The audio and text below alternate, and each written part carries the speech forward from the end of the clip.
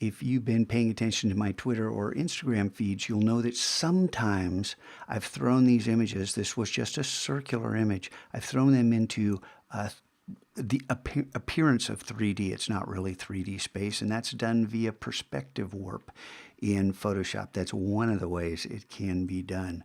So let's go ahead and set up that keyboard shortcut for perspective warp. It's under Edit and Perspective Warp right there. So Control Option Command. How come that didn't apply? There we go. Control Option Command W for warp, because P is already taken for our path blur. And because when you use perspective warp, Command W is the command which allows you to activate the perspective warp to begin manipulating it.